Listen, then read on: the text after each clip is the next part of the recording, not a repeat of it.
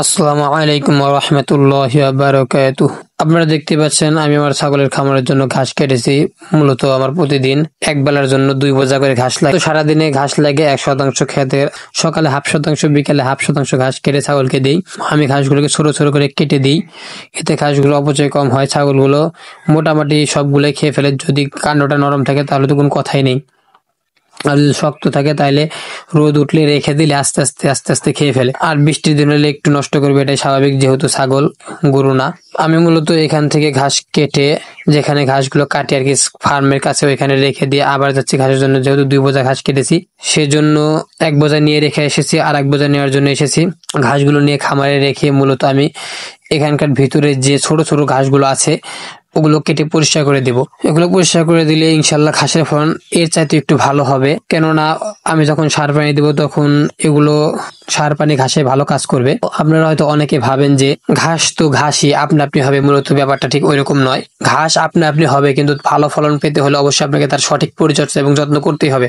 ঠিক অন্যান্য ফসলের যেমন সঠিক পরিচর্যা এবং যত্ন করেন, ঘাসে সঠিক সময়ে পানি, সার পর্যাপ্ত পরিমাণে দিতে হবে। তা না হলে আপনার ঘাসের ফলন আপনি যেরকম আশা করবেন ওইরকম পাবেন না। আর আপনি যদি খামার করেন তাহলে ঘাসকে অবশ্যই আপনার ফসল হিসাবেই ধরে নিতে হবে।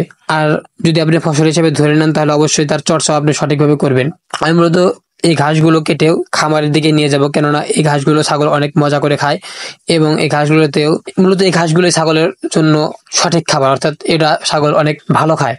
যেহেতু এখানে রয়েছে সেনসি, কিছু দুবরা, আমি নিয়ে যেহেতু আমার খামারে এখানে 2টা ট্রে, আমি 2টা ট্রের ভিতরে দিয়ে দেবো। যেহেতু একটা বড় ট্রে আছে এটার ভিতরে একটু বেশি, একটা ছোট ট্রে আছে এটার ভিতরে একটু কম দিয়ে দেবো। যেহেতু ছাগলগুলো এখন বাড়িতে রাখা আছে, রোদ উঠে গেছে, সেই জন্য ছাগলগুলোকে বাড়িতে রেখেছে আর কি। যাই হোক, আপনারা যারা ঘাস চাষ করবেন অবশ্যই তার সঠিক পরিচর্যা করবেন, তা না হলে কিন্তু ঘাসের ফলন ভালো হবে না। আর যারা খামার করবেন অবশ্যই ঘাস মাস্ট রাখবেনই, তা নাহলে কিন্তু খামার করে টিকে থাকতে পারবেন না। আর অবশ্যই যে ঘাসটার ফলন ভালো অবশ্যই সেই ঘাসটা লাগানোর চেষ্টা করবেন।